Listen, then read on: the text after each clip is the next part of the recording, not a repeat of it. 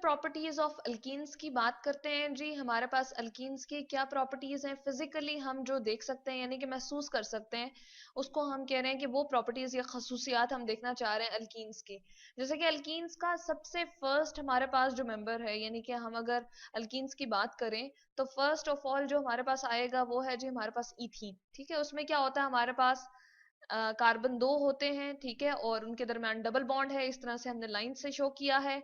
एक कार्बन के साथ दो हाइड्रोजन अटैच होते हैं, जैसे कि हमें मालूम है कि एक कार्बन की 4 वैलेंसी होती है, मैक्सिमम वो 4 बॉन्ड बना सकता है। ठीक है जी, तो उसने ऑक्टेट कंप्लीट करना होता है, इसलिए क्या होगा, इस बॉन्ड का मतलब है कि दो इलेक्ट्रॉन 1 2 3 4 और ये दो हाइड्रोजन क्या कर रहे हैं जी।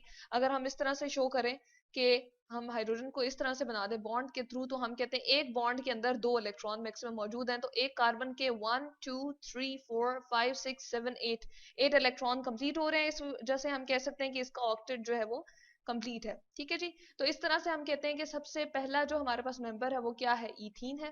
ठीक है, इसको हम यहाँ लिख देते हैं, ये हमारे पास है जी ईथीन को हम डिस्कस करें। और ये यूजुअली हमारे पास क्या है जी, क्योंकि ये फर्स्ट मेंबर है और इसका मॉलिक्यूल बहुत छोटा होता है, बहुत स्मॉल होता है, ठीक है, तो ये गैस फॉर्म में एग्जिस्ट कर रहा होता है। ठीक है, इसकी स्टेट जो है वो हमारे पास क्या है जी, गैस है। सही, अब क्या होता है जी, हम कह रहे हैं ये गैस स्टेट में हमारे पास एग्जिस्ट कर रहा है, और इसकी अगर हम फिजिकल अपीयरेंस की हमने बात कर ली यहाँ पर, यानी कि एग्जिस्टेंस इसकी कैसे गैस स्टेट में एग्जिस्ट कर रहा है। इसके अलावा अगर इसके ओडोर की बात करें, यानी कि स्मेल इसकी कैसी होती है, तो इसकी लाइट्स हम कह सकते हैं कि इसकी स्वीट स्मेल होती है। ठीक है, यहाँ पर हम कह सकते हैं स्मेल की अगर हम बात कर रहे हैं तो ये हमारे पास कैसी होगी जी, स्वीट इन स्मेल होगी। ठीक है, तो उसके बाद हम बात करते हैं, क्योंकि ये गैसेस स्टेट में था और इसकी ओडोर जो है वो प्लेजेंट है, और इसी तरह से स्वीट स्मेल हमें इसकी जो है वो महसूस हो रही होती है। इसके अलावा हम कहते हैं कि ये हमारे पास कलरलेस है। ठीक है, इसको हम यहाँ पर लिखते हैं, ये हमारे पास कलरलेस है, यानी कि इसका कोई कलर इस गैस का नहीं होता, कलरलेस गैस। ठीक है जी, तो ये हमारे पास इसकी फिजिकली हम क्या, अब इसके बारे में हमने बात कर ली, इसकी ओडोर कैसी है। ठीक है जी, इसके अलावा हमने इसकी बात कर ली कि इसका कलर कैसा है, ये कलरलेस गैस होती है। इसके अलावा हमने इसकी स्टेट की भी बात कर ली, ये लिक्विड होता है, सॉलिड होता है, ये गैस होता है, तो ये गैस फॉर्म में एग्जिस्ट कर रही होती है इथीन हमारे पास। अब उसके बाद हम देखते हैं कि ये हमारे पास नॉन पोलर है। सेकेंड जो इसकी प्रॉपर्टी आ जाती है वो है जी नॉन पोलर। ठीक है, नॉन पोलैरिटी अब क्या है, अगर हम नॉन पोलर के हवाले से यहाँ बात करते हैं, यानी कि जिसके स्पेसिफिक हमारे पास पोल्स नहीं होते, यानी कि पॉजिटिव और नेगेटिव पोल्स नहीं है। जैसे हम कार्बन और हाइड्रोजन की बात करें तो कार्बन की इलेक्ट्रोनेगेटिव यानी कि इलेक्ट्रॉन को इस बॉन्ड के थ्रू अपनी तरफ खींचने की एबिलिटी जो है वो वैल्यू हमारे पास कितनी है जी, इलेक्ट्रोनेगेटिविटी वैल्यू इसकी 2.5 है, जबकि एक हाइड्रोजन की हम देखें तो 2.1 है। अगर हम ये देखना चाहें कि बॉन्ड हमारे पास पोलर है या नॉन पोलर है या किस तरह का है, तो हम क्या करते हैं, इस इलेक्ट्रोनेगेटिविटी का डिफरेंस ले लेते हैं। ठीक है जी, तो 2.5 में से हम क्या करते हैं जी, माइनस करते हैं 2.1 को, हमारे पास क्या आंसर आएगा जी, ये आ जाएगा 0.4। इलेक्ट्रोनेगेटिविटी वैल्यू जो हमारे पास आ रही है उसका डिफरेंस जो है यहाँ पर हम लिख सकते हैं डेल्टा ई एन। ठीक है, इलेक्ट्रोनेगेटिविटी को मैंने एब्रीविएटेड फॉर्म में लिख दिया अगर हम इस तरह से लिखें। ठीक है, इसका मतलब ये है कि इलेक्ट्रॉन की अपनी तरफ खींचने की एबिलिटी कितनी है। जब हमने इस पूरे बॉन्ड की, एक कार्बन और हाइड्रोजन बॉन्ड की हमने वैल्यू कैलकुलेट की, तो हम देखते हैं कि जो हमारे पास इस तरह से हम बताते हैं, ये हाइड्रोजन है हमारे पास, इस तरह से ये हाइड्रोजन है, और यहाँ पर तो खैर कार्बन कार्बन के दरमियान हमारे पास जो है वो डबल बॉन्ड है। इसको थोड़ा सा हम ठीक करके लिखते हैं, हमारे पास कार्बन और कार्बन के दरमियान डबल बॉन्ड है, तो इन दोनों की वैल्यू का डिफरेंस हमारे पास 0 आ जाएगा, क्योंकि 2.5 माइनस 2.5 करेंगे तो हमारे पास क्या आ रहा है, वैल्यू आ जाएगी 0।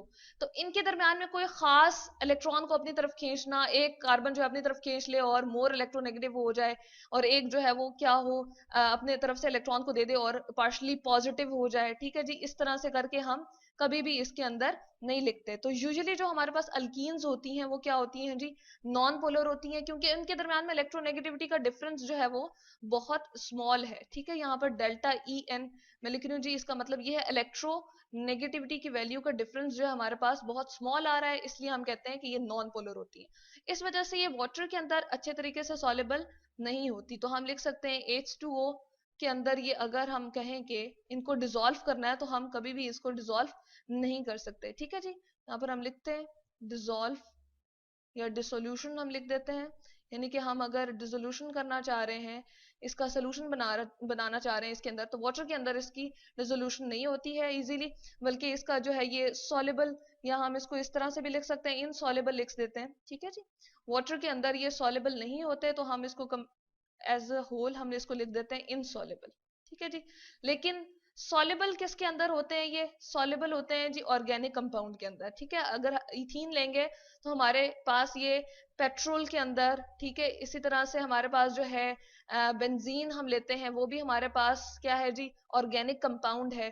तो ये सॉल्युबल होंगे, हम लिख सकते हैं यहाँ पर इनको सॉल्युबल, सॉल्युबल हैं किसके अंदर जी, सॉल्युबल इन ऑर्गेनिक सॉल्वेंट्स, ठीक है। ऑर्गेनिक जो हमारे पास होंगे, जो इन्हीं की तरह होंगे, जैसे ऑर्गेनिक सॉल्वेंट की अगर हम बात करें, बेंजीन है, जिस तरह लैब में हमें अवेलेबल होता है, ठीक है।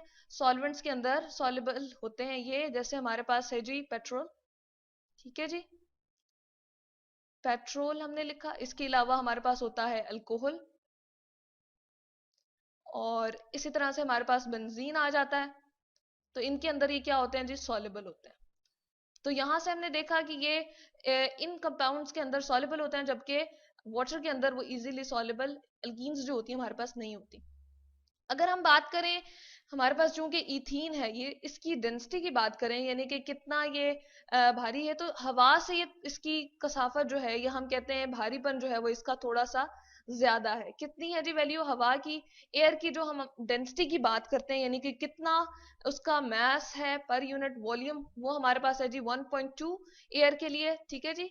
तो लेकिन अगर हम इसकी बात करें, जो हमारे पास इथीन गैस है, तो उसके लिए हमारे पास कितनी आती है जी, इसको हम लिखते हैं 1.1 किलोग्राम पर मीटर क्यूब। बिल्कुल इस तरह से जिस तरह हम आटा या चीनी घर में लेकर आते हैं, तो उसका यूनिट हम किलोग्राम में मेजर कर रहे हो, तो बताते हैं 5 किलोग्राम है, 10 किलोग्राम है। इसी तरह से हम बात करें यहाँ पर डेंसिटी की, यानी कि कोई चीज कितनी भारी है, ठीक है जी। तो यहाँ पर हम देख रहे हैं कि एयर की 1.2 है किलोग्राम पर मीटर क्यूब। तो यहाँ पर किलोग्राम पर मीटर क्यूब बिल्कुल डेंसिटी का यूनिट है। जिस तरह आटा या चीनी हम घर में लेकर आते हैं, तो हम कहते हैं 5 किलोग्राम है, 10 किलोग्राम है। बिल्कुल इसी तरह से डेंसिटी के लिए, कसाफत के लिए, यानी कि कोई चीज कितनी हल्की है या भारी है, उसके बारे में जो हम यूनिट यूज करते हैं, उसको मेजरमेंट के लिए जो हम इस्तेमाल कर रहे हैं, वो है जी हमारे पास किलोग्राम पर मीटर क्यूब। तो यहाँ पर हम देख रहे हैं 1.18 है और ये 1.2 है, तो अ लिटिल बिट ये हमारे पास कम है, इसकी जो डेंसिटी है वो हमारे पास कम है। ये जो साइन शो कर रही हूँ, इसका मतलब ये है कि ये ज्यादा है बड़ी चीज और ये कम है। तो ये साइन का मतलब हमारे पास मैथमेटिक्स में यही होता है कि जिस तरफ ये ओपन हुआ हुआ वो चीज बड़ी है, और जिस तरफ ये क्लोज, मतलब कि ये वाला साइन अगर इस तरफ हो, तो ये इसका मतलब है ये वाली वैल्यू स्मॉल है। अब लास्ट ऑफ ऑल हम बात करते हैं जी कि अगर हम देखें जो हमारे पास अल्कीन्स होते हैं, उनके मेल्टिंग और बॉइलिंग पॉइंट्स, तो उसकी एग्जांपल में हम लोग लेते हैं जी हेक्सीन की एग्जांपल अगर ले लें, ठीक है जी। हेक्सीन की एग्जांपल हम ले आते हैं यहाँ पर, ठीक है। और हेक्सीन क्या होता है, हमारे पास 6 कार्बन वाली जो अल्कीन है, उसको हम कहते हैं जी हेक्सीन, ठीक है जी। ये हेक्सीन आ गई हमारे पास। अब देख रहे हैं हम इसमें 1 2 3 4 5 6 हमारे पास कार्बन है, और इसके साथ हम कंपैरिजन कर लेते हैं किसका जी, हेप्टीन का, ठीक है।